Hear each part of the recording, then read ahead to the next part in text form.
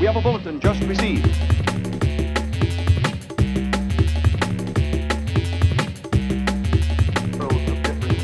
I've never encountered anything like this world.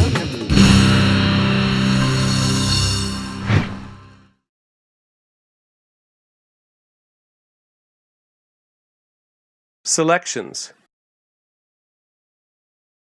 This video covers the second topic in our instruction on Photoshop Basics, creating selections in Photoshop. Photoshop offers multiple tools and methods for creating selections around a specific element or portion of an image in Photoshop.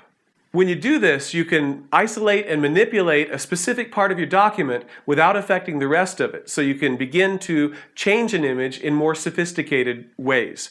It's an important, essential tool in Photoshop that gives you more control over your digital images.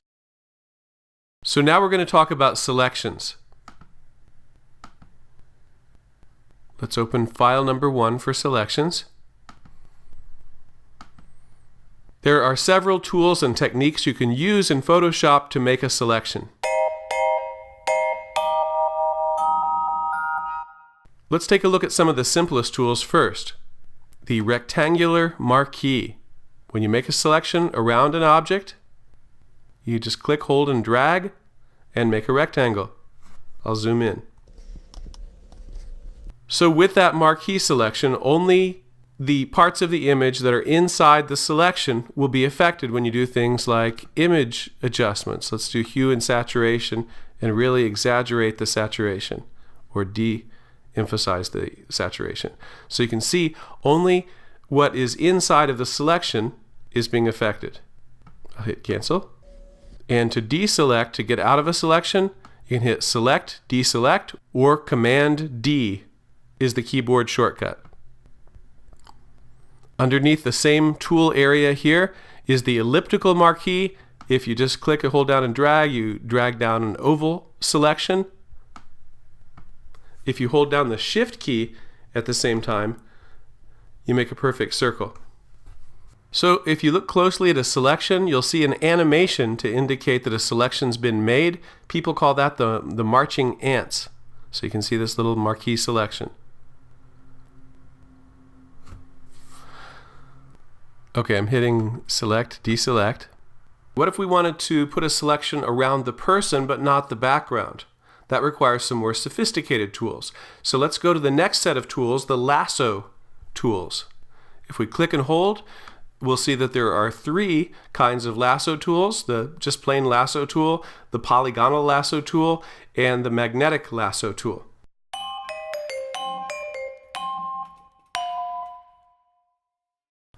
The lasso tool, the regular lasso tool, the first choice in the lasso tools, you just draw with it. This works best with a drawing tablet. You need to connect the beginning with the end of your mask, so I'm remembering that I started above the left ear. And I just draw a little selection.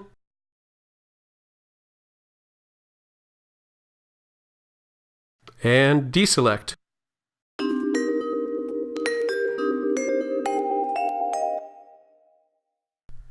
The magnetic lasso, the third choice in the lasso tools, clings to an edge. So I'm just clicking once to start the mask, and then it's kind of clinging to an edge, and it works best when there's a really clearly defined line, like on the leg here. And if there's a spot where it's not going in the right place, you can click on it, click, to define an edge and make it stick there. Don't automatically gravitate to the magnetic lasso just because it seems easy, because you might not get good edges to your mask. And the more complex an image is, the less likely it is to work. If it clings to a spot that's wrong, you can hit the delete key to delete the last point. Delete, delete, delete.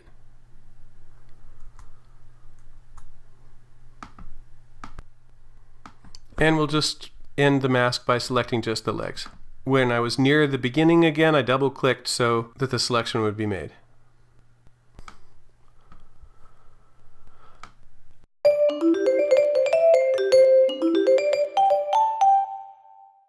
A good lasso tool to use with a mouse is the polygonal lasso tool.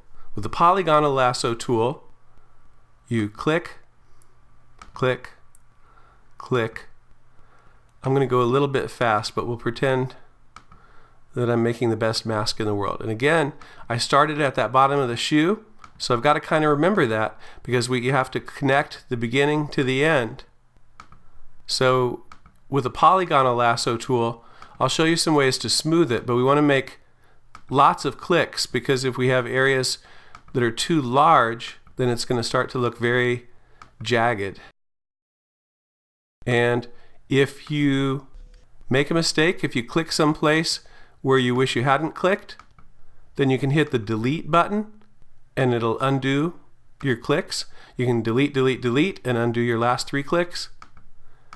And as I'd mentioned, you have to connect the beginning to the end to complete your selection mask. So if you decide you want to get out of your selection mask, if things are going badly or you changed your mind and you haven't completed the mask, it's not going to let you do anything until it completes the mask unless you hit the escape key, ESC, upper left-hand corner of the keyboard. If you hit escape, that gets you out of the mask completely. Otherwise, you have to connect the beginning with the end.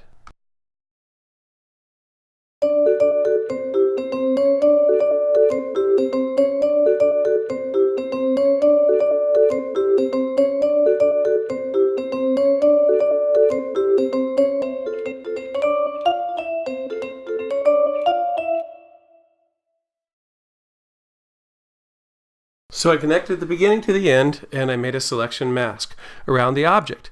Now, I did a pretty good job. There's some places I'd like to touch up and I've purposely forgotten to select the arm.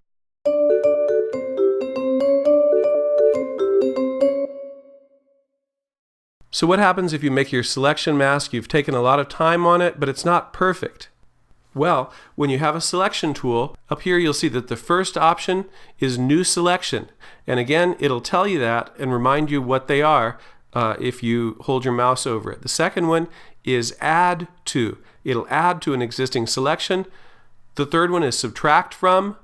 And the fourth one is Intersect With Selection, which you won't use much at all. But Add and Subtract you'll use all the time. So let's add to the selection. I selected the second one, Add To. So now I've missed the arm, so I'm going to add to the selection. So I'm selecting the part that I want that hasn't been selected previously.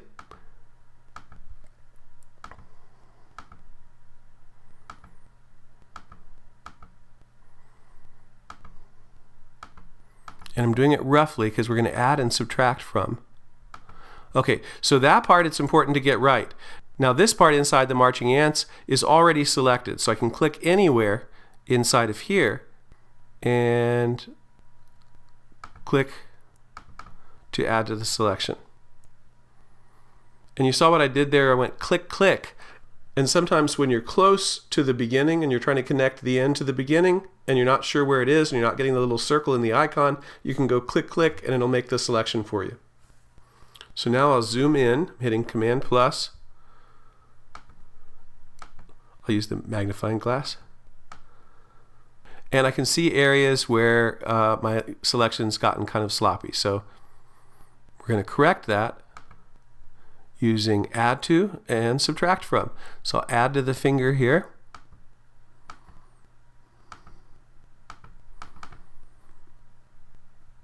And I missed a little spot there. I want Subtract From. So I'm going to select the area that I want to deselect. See, this is already deselected, so it doesn't matter where I'm clicking over here, but I made sure this edge was accurate and I deselected that. I picked a part to slice off, right? So you can see, I'll zoom way in again. You can see that there's some spots that I don't want, right? So I have Subtract From still, so I'm carefully selecting the area that I don't want selected. So for instance, if you're making a general mask, you could mask off the area, you could zoom out and see the whole object and mask it off. And then when you're adding and subtracting from, you can zoom into specific areas to be more accurate. Right? And now I'll do Add To and get the part of the collar that I can see I missed. and probably part of the face as well. I'll extend that a little bit.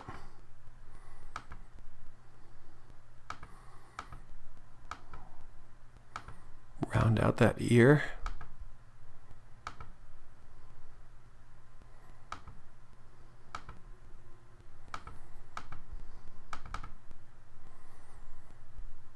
So you would just keep doing that, keep adding and subtracting until you're pretty happy with your mask.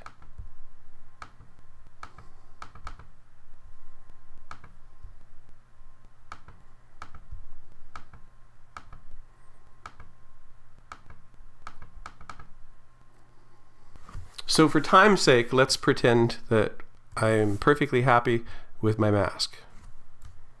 And good masking is really important in your projects.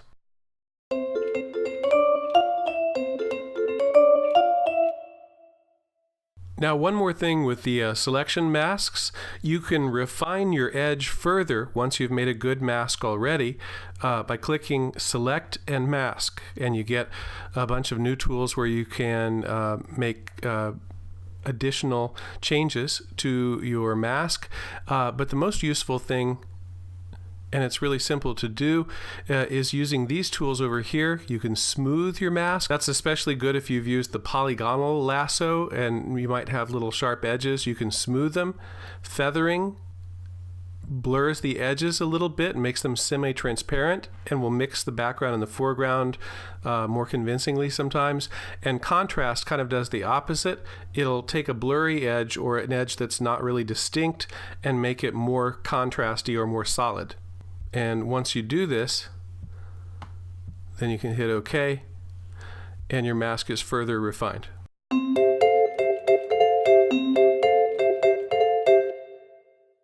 So what if we had this selection that we've made and we want to save it for later? We can go to Selection, Save Selection. And it saves it as a channel. And I can call this one Person Mask because we might have several masks, right? So you can name them different things and hit OK. So now when we deselect and we've worked, and then we decide we want the mask back on to do something else to just the figure there, then we can call it back up. We can go to Select, Load Selection, and we choose the right one. We only have one choice here, Person Mask, OK, and there's the mask again. So you can save and load your selections, and they're all under Select.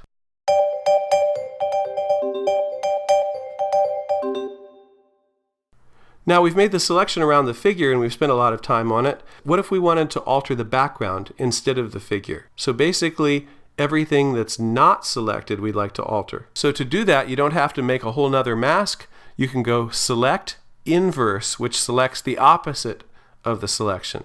So select Inverse, and all of a sudden the background is selected and the person is not. And you can tell that that's true because of the marching ants on the outside edges. So now we could do image adjustments, and I'll do brightness and contrast, and you can reduce the brightness of just the background. I'll exaggerate it momentarily to show you. So I can reduce the brightness of the background, reduce the contrast, and that way we can see the figure a little bit more, and we emphasize him by de-emphasizing the background. And to do that again, I'll just maybe take down the saturation of the background a little bit too. And this is kind of echoing ideas of atmospheric perspective that we're going to talk about in the second project. And I'll hit OK. So selections allow you to affect certain portions of your image without affecting other portions of the image, so you can have more control over your image. And you can do other things besides image adjustments. If I hit the delete key, my background would disappear entirely.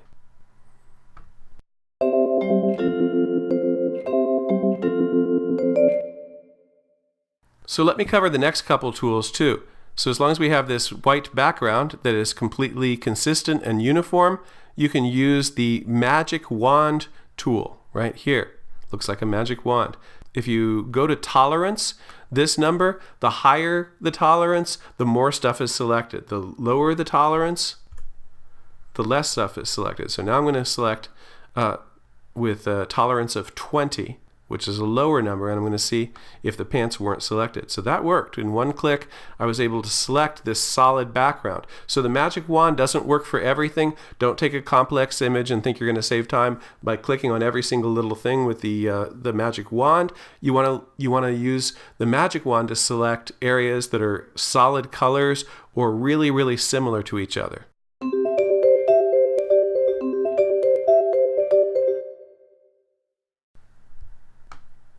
If you have something in between, you can use the quick selection tool. The quick selection tool, I'm clicking and I'm holding down on an edge and I'm dragging over certain areas. See, I selected that area.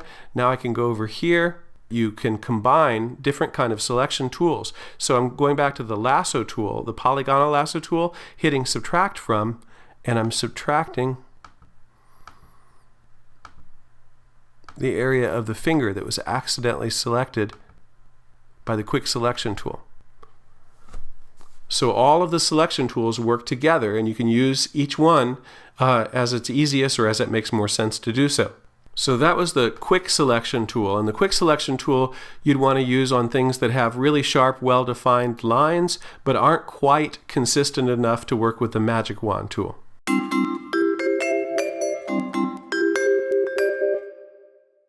Using the quick mask mode, you can paint a selection. You go down to the bottom of the tools panel here, and you click this icon, click, and you are in quick mask mode. And when you finish painting your mask, make sure you click it again to get out of quick mask mode. So you select the brush tool, and if you paint with black, you paint in your mask, and see it's transparent so you can see the image underneath. And if you mess up and go outside of your mask, you can switch to white color and subtract from your mask.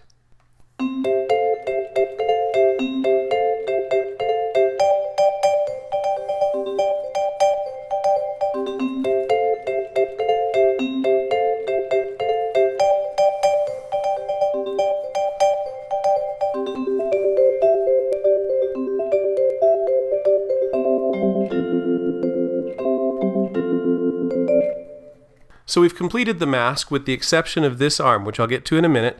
But once we've completed a mask, we click on the icon again. And now we're back in standard mode. We're outside of the quick mask mode, and you can see the marching ants, the selection. So all of the selection tools can work together. I'll select the polygonal lasso, and I'll zoom in to the arm area. So you can use any combination of selection tools together, adding and subtracting. Combining them in whatever way makes sense to be able to make the best mask the most quickly.